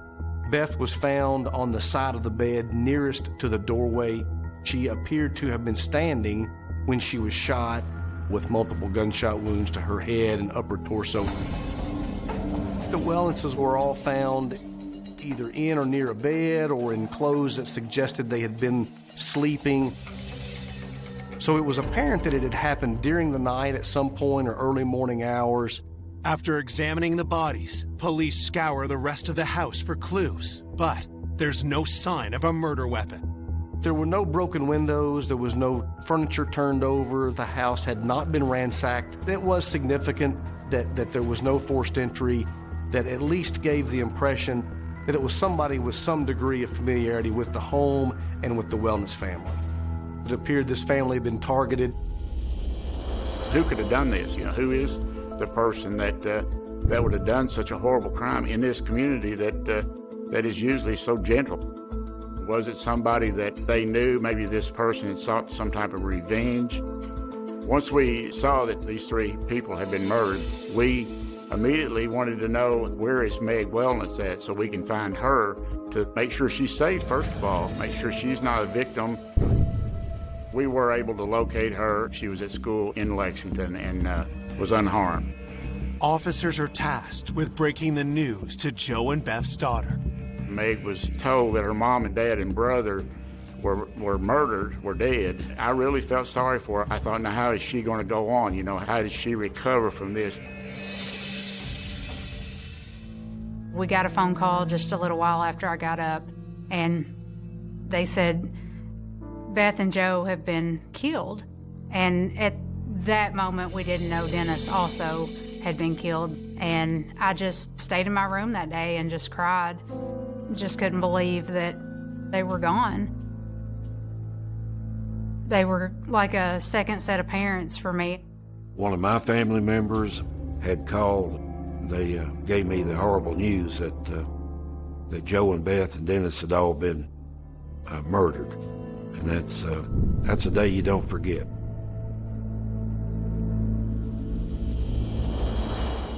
Joe Wellnitz was born in 1942 and grew up in Louisville, Kentucky. From a young age, he always loved animals and turned that passion into a career. Not many rural communities anywhere would have been able to boast of having a veterinarian with the background that Joe had. Joe was one of the most caring, kindest gentlemen that you will ever meet. In his 30s, Joe met Beth Preston, a woman 10 years his junior. Both divorced, they married in 1979, and Joe adopted her 2 kids, Dennis and Meg. 2 years later, they moved their family and Joe's clinic from Lexington to Columbia. Meg would come in and out of the clinic. Dennis would I would just see him outside. He was only 20 years old.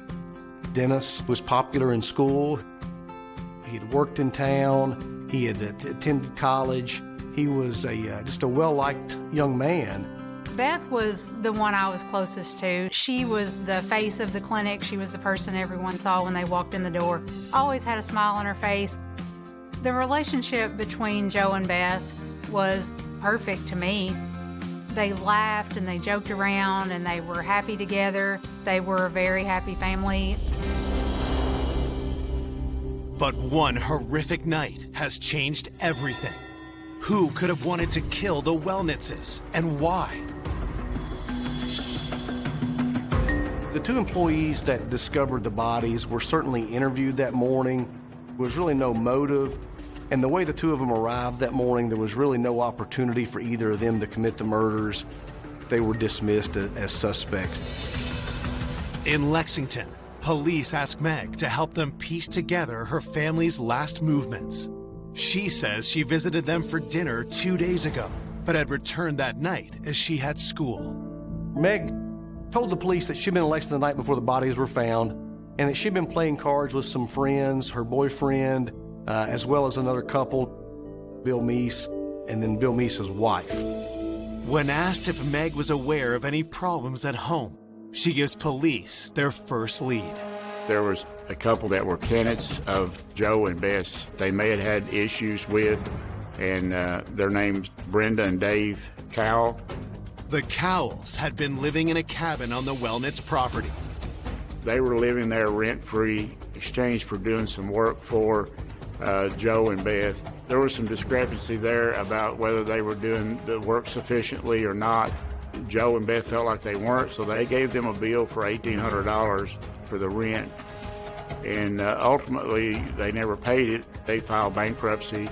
Were the Cowells angry enough to want the Wellnitzes dead? Was this murder payback? They were persons of interest, people that we needed to talk to. We needed to prove or disprove whether they were involved in it or not. Coming up, fear races through the community. We thought if this could happen to the Wellnitzes, it could happen to any of us. Who would be next? People were scared. Everybody wanted to know who did it, why they did it, and how they did it. Everybody was just guessing, gossiping. And police unearthed family secrets, indicating a potential motive. It was a surprise to me to learn that there was another child involved. There was actually a will giving him so much money out of the estate. Before a shocking confession, reveals a killer no one could have imagined. It was a bombshell. Couldn't believe it.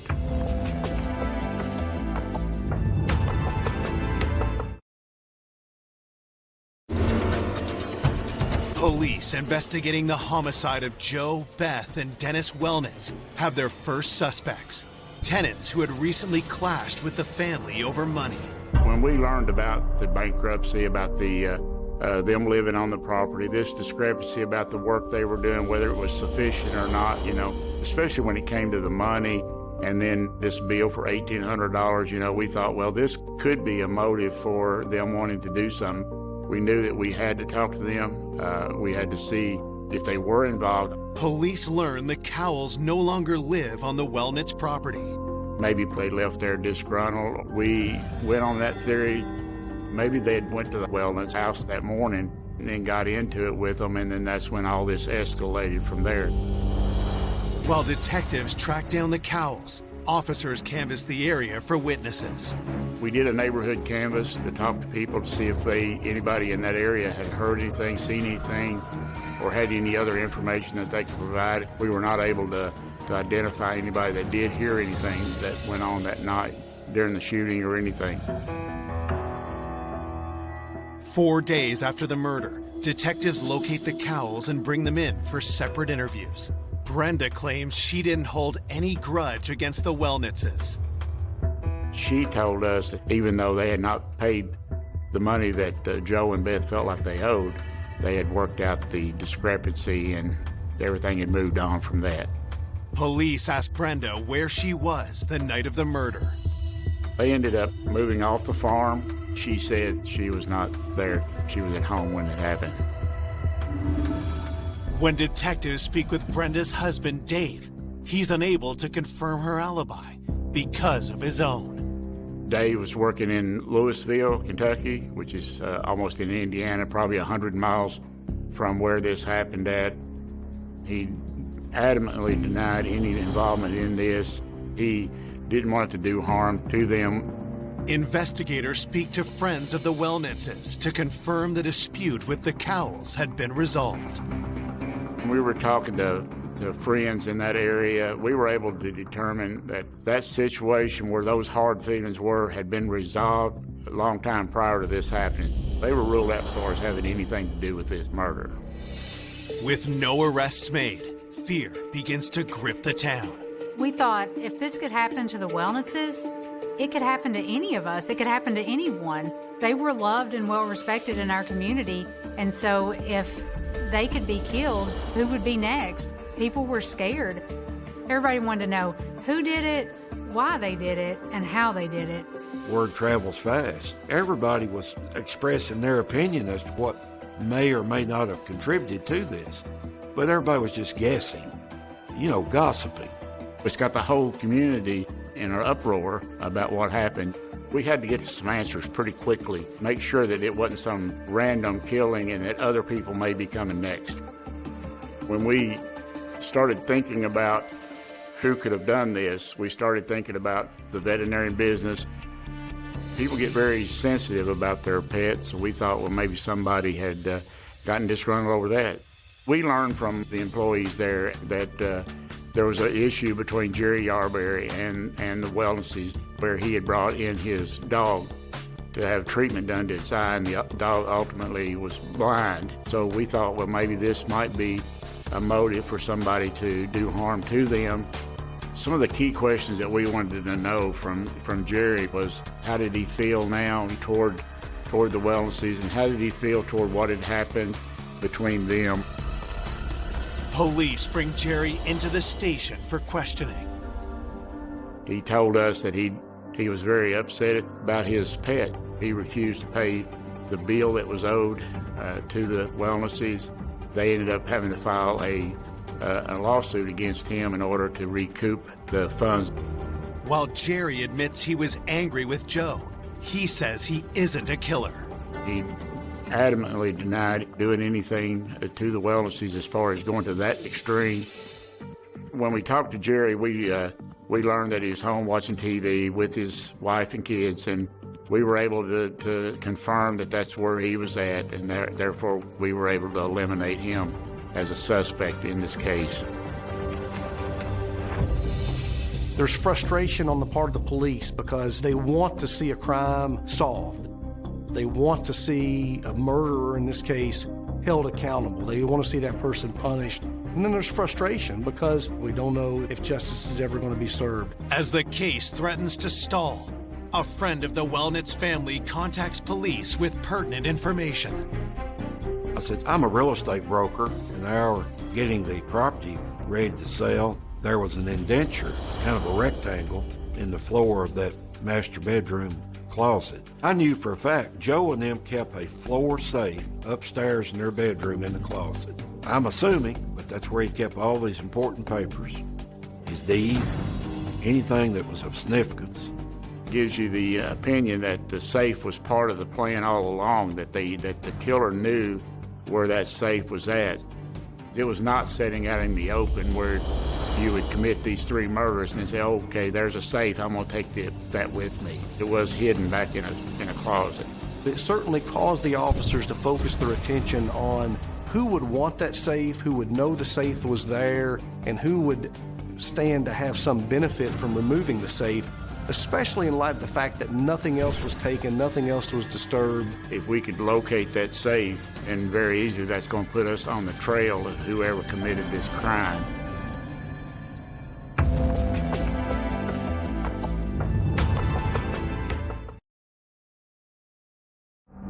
Police investigating the first triple homicide in Columbia, Kentucky, are searching for an object stolen from the scene they hope will lead them to the killer. The missing fire safe was certainly a critical piece of evidence that the officers were investigating. They tried to determine more specifically what the contents of the safe were, what was in there, what was going to perhaps turn up that might then be a clue. In talking to the family, we were able to learn that there was possibly could be insurance papers in that safe, maybe even up to around $1,000. In this case, the only motive was to either cause the death of the Wellens family or to take the safe out. As detectives put out an APB for the safe, the autopsy results come in. One of the crucial things that we need to know is the time of death. As far as the time frame of the death, the internal examination of the bodies was consistent that they had been killed within a few hours prior to the bodies being discovered. It's estimated Joe, Beth, and Dennis were murdered around 4 a.m. The medical examiner was able to determine that each victim died as a result of multiple gunshot wounds. None of the victims had defense marks on their bodies, meaning they had likely been taken by surprise. Additional projectiles were recovered from the bodies during the autopsy. The firearms examiner did determine that all of the shots were fired from a 9mm handgun. It did seem likely that they were all fired by the same person, given the fact that they were all fired from the same gun.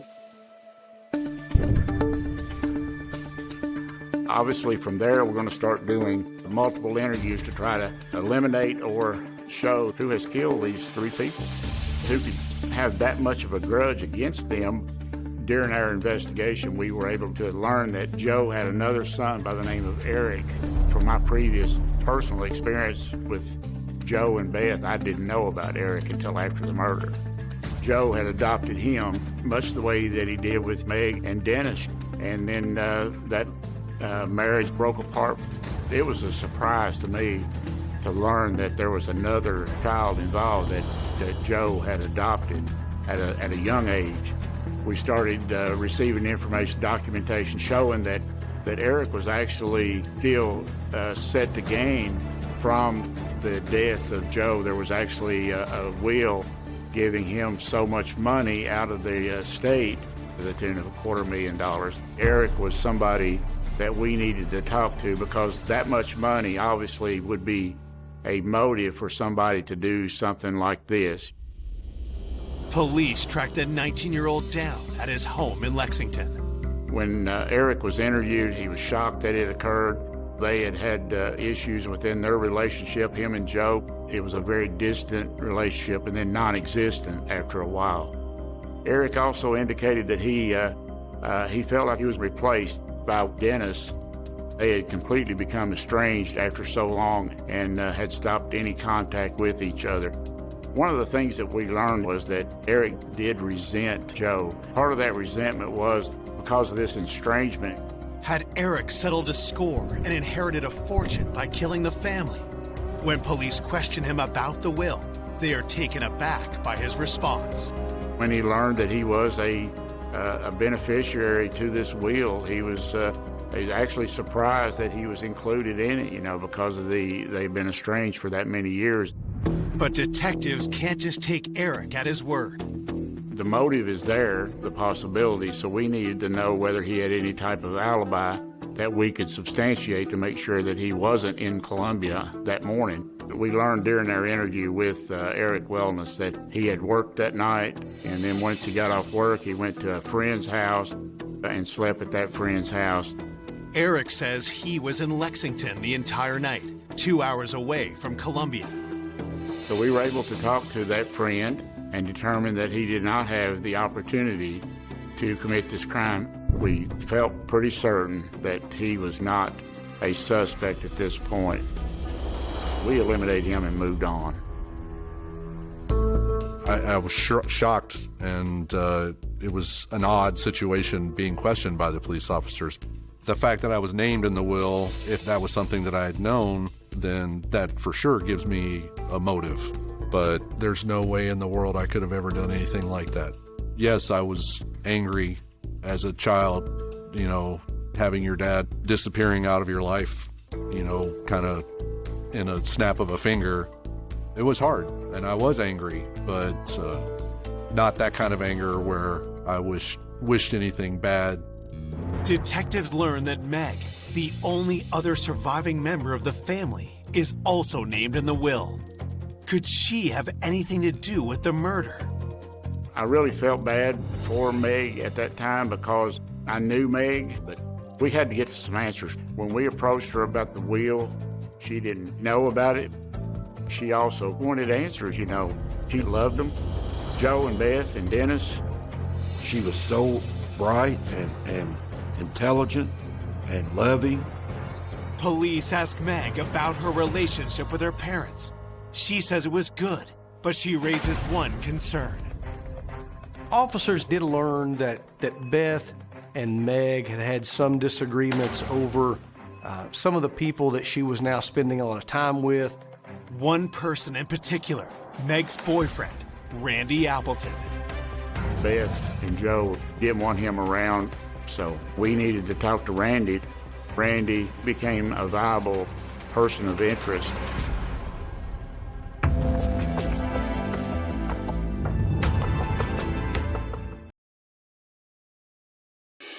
After 3 members of the Wellnitz family are gunned down in their own home, police now have a new suspect, the boyfriend of surviving daughter Meg, 20-year-old Randy Appleton. Joe didn't go into any details, but he had a concern, I think, of the direction that Meg had taken as far as who she was associating with. That could be a motive for Randy Appleton. Detectives asked Randy where he was the night of the murder. He was leery about talking to us. Randy tells police he was playing cards with Meg and her friends until 2 a.m. the night of the murder. Then he mentions something that grabs detectives' attention. We learned that he was interested in firearms. We had learned that he had frequented a firing range. If the murder weapon had been used at the same firing range where he in fact acknowledged having been practicing with a 9mm, would be a very critical part of the investigation if those shell casings collected from the range matched the murder weapon that was believed to have been used to kill the Wellnitz family. We're starting to see red flags at this point. Randy was one that liked guns. He did like to go to that firing range and did use a weapon there. We actually ended up going to the firing range and collecting several spent shell casings. All of them were submitted to the crime lab. Our hope was that we could match those rounds through the laboratory to some of the 9mm shell casings that we had located. 2 weeks later, police received the results on the shell casings. They were not able to find any casings that matched as having been fired from the murder weapon that was used to kill the Wellnitz family. It was very disappointing that we were unable to tie any of those shell casings to Randy Appleton. It suggested either that they used a different weapon at the firing range than was used to murder the family, or that it could have been somebody else. Despite the setback, Randy's love of guns and familiarity with the Wellnitz home means he is still a suspect. Police look to confirm his alibi with those he and Meg claim to have been with the night of the murder. Bill and Regina Meese. We had to talk to them to see if that was what they were doing, playing cards during the early morning hours, because that was Randy's alibi. Bill was cooperative, where Bill had agreed to talk to us about certain things. Bill corroborates Randy's alibi. They were all four together playing cards till the early morning hours. He agreed to take a lie detector test. During the process of the polygraph examiner asked him if he knew anything about what happened, if he had any involvement about what happened. And then his behavior was something that was alarming. It was something that caused some concern with the officers. He started tearing the stuff off that you put on during a polygraph and just shut it down right then. And then the polygraph was over at that point. So he did not complete the polygraph. He was just very mad. Definitely raised red flags with us that he knows more than he's telling us, and that he's afraid of that polygraph because that polygraph might tell us more than he wants us to know. Despite his behavior, police have nothing concrete on Bill and are forced to let him go. We tried to talk to Regina, but Bill did not want us to interview her. He would get very controlling with her. It's over at this point. We were still running down leads. Obviously, you always get leads that you're going to follow. But one of the things that I thought early on was, if we ever get to a point where Regina and Bill are not talking, we need to go back and reapproach her. Lacking any new developments, months turn into years, leaving detectives and the Wellnitz's loved ones frustrated. What are we missing? What are we not doing? They're friends of mine, and this was one of those cases that you want to solve before your career is over. It was just like you were at a dead end, and we couldn't figure that out, When the case went cold, it was very disheartening just knowing that someone had committed this terrible crime and that they may possibly never have to pay for that. I just remember feeling so sad. Beth and Joe were just such a light in our community. You don't have any answers when it happened. Had no idea of who could have done it or why they would have done it. There was so little information coming out, it just kind of fell to the wayside. It's just sad. The case remains cold for nearly a decade. But in 2002, detectives decide to take a fresh look at the triple homicide. This case is still on my mind. I had never forgot it. And I said, okay, what's the condition or what's the status of Bill and Regina? And I learned at that point that they were separated. That was the thing that we were waiting on before, is when this separation occurred, to go see what Regina had to say outside of the control of Bill Meese. Police track Regina down, and what she has to tell them is shocking. When we met with Regina in Lexington, she told us that she had proof of who killed the Wellnitzes.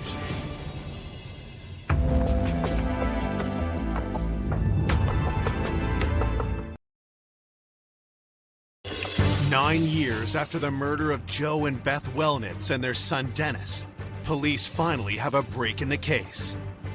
One of their surviving daughter Meg's best friends, Regina Meese, says she knows who the killer is and has proof. When we approached her, she immediately said, I've got this piece of evidence. She essentially wanted some assurance that she wouldn't be charged with tampering with evidence. And I assured her that if she in fact turned it over to law enforcement, I didn't think it would even constitute a crime. Now, at that time, we didn't know if she had photographs that perhaps were taken during the commission of the crime. We didn't know if she may have had the firearm that was used in the commission of the crime, or what piece of evidence that she had. But she shared with us that she had in fact retained possession of the fire safe that had been removed from the back closet in the bedroom upstairs of Beth and Joe's home. When police asked Regina how she got the safe, she says the person who gave it to her is the one who shot the Wellnitzes. Regina's the one started the ball rolling. Everything started to fall in place. Regina told us that Bill Meese was the one responsible for the death of Dennis and the death of Joe and Beth Wellness. It was very shocking, very shocking. She had been interviewed by the police before, but had been told by her then husband, now ex-husband, not to talk to the police, not to tell them anything. And it certainly appeared, at least, to be a burden lifted that she was able to share this information. It was a huge deal when we heard what she had to say. That was the part that we needed to happen, and that from there on, it steamrolled from there. Regina takes police to her home to see the fire safe. It was the same type and everything that we were missing from the house that night.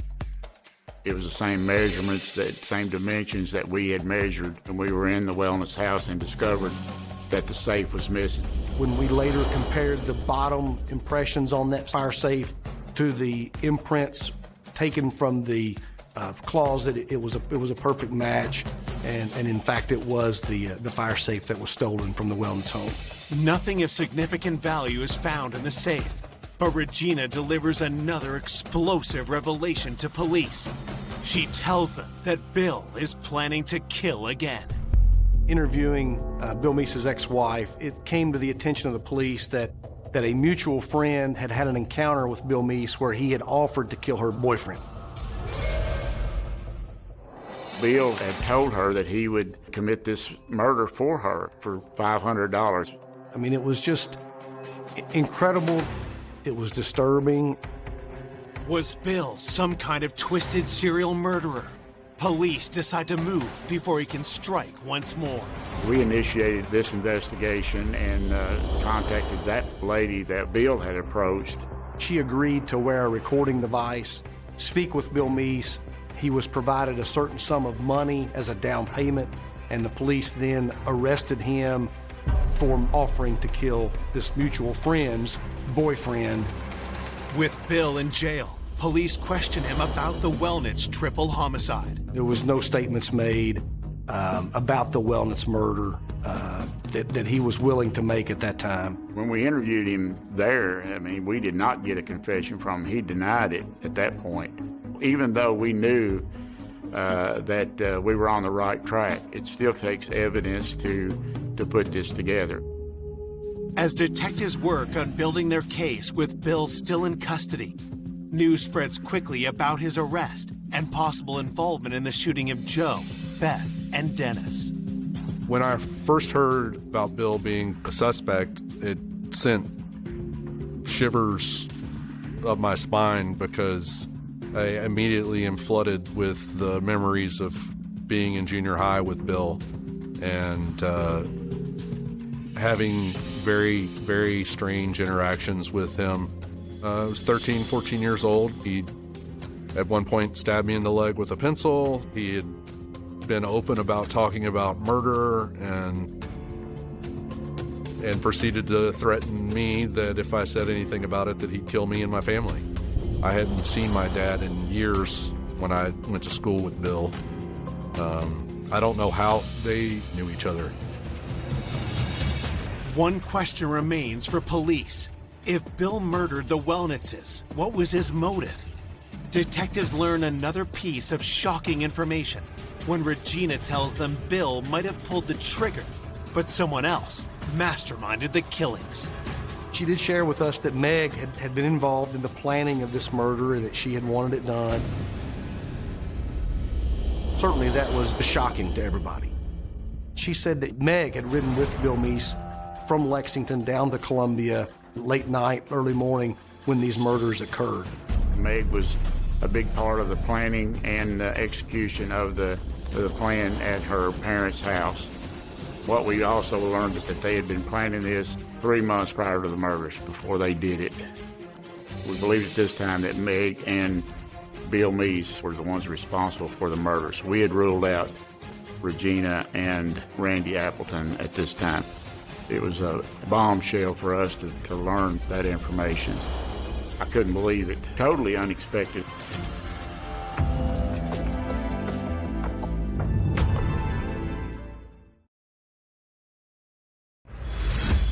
10 years after Joe, Beth, and Dennis Wellnitz were shot in cold blood, police now believe Meg Wellnitz wanted her parents dead and asked her friend Bill Meese to kill them. Based upon my prior history with Meg Wellnitz, I would have never dreamed that she would have been involved in that murder of her parents and sibling. She had become that type of person, not the one that I knew from before. And now all of a sudden I see her in a completely different light when she has no compassion for life. Before they can lay charges, detectives need hard evidence against Meg and Bill. One of the things that we learned during the investigation, they had purchased a 9mm high-power Browning automatic. We knew they had done that. They used a false ID, and they used it to make the purchase of the gun. We were able to learn that through a report from ATF, and we actually identified who sold that gun to them, and that the person that sold it to them actually identified Meg and Bill as being the ones that came in. On February 27, 2003, detectives finally have the evidence they need. This case was presented to an Adair County grand jury, and the grand jury indicted both Meg Wellnitz and Bill Meese. Meg is arrested at her home in Lexington, but refuses to speak to police. Bill, who is serving a 12-year sentence for the murder-for-hire plot, is ready to talk. During his statement, he certainly indicated to us Meg Wellnitz was involved in the planning. This was done at her urging. This was her idea, and that she wanted it done. We agreed that she wanted to have her parents killed. She claimed the estate was worth $1 million. She would give me 10% of that estate in exchange for killing her parents. We had the motivation being money. What we learned was that Meg and Bill drove from Lexington that morning down to Columbia, and that Meg gave Bill the key to the front door. She stays in the car. She does not go in the house. I walked through the house, the back room, showed him out of the back room. I engaged him, fired on him. He came toward me and I continued firing. He fell. I went upstairs, into the hall. Elizabeth was standing next to her bed. I engaged and fired on her. She fell. I came back down the hall. I entered Dennis's room. He was sitting on his bed. I engaged him. I emptied the magazine of weapons. He was still sitting up at that time. He went down the floor, got on the floor, and I shot him in the back. I then went into the back bedroom and into the closet and got the firebox, took the box down in the car, took off the clothes I was wearing. I put all of those items as well as the firearm and 3 magazines in a black plastic trash bag. I put the black trash bag in the trash container and drove back to that. We got back to Lexington about 6:30 or 7.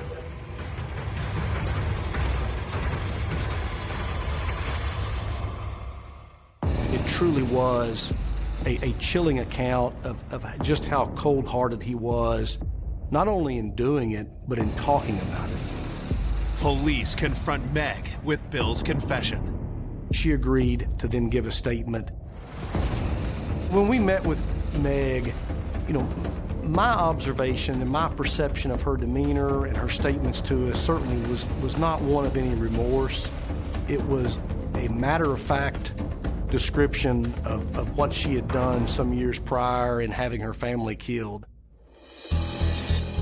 I don't think I could have ever thought of Meg committing a murder or being a part of a murder plan. I know that life insurance might seem like a lot of money, but when you put that cost on lives, it's nothing. It's unfathomable to think that she considered their lives that invaluable. Bill Meese was convicted by a jury of 3 counts of murder, robbery, and burglary, and he was sentenced to death. Meg Wellnitz was convicted of complicity to 3 counts of murder, complicity to robbery, and complicity to burglary, and she received a sentence of life in prison without the possibility of parole for at least 25 years.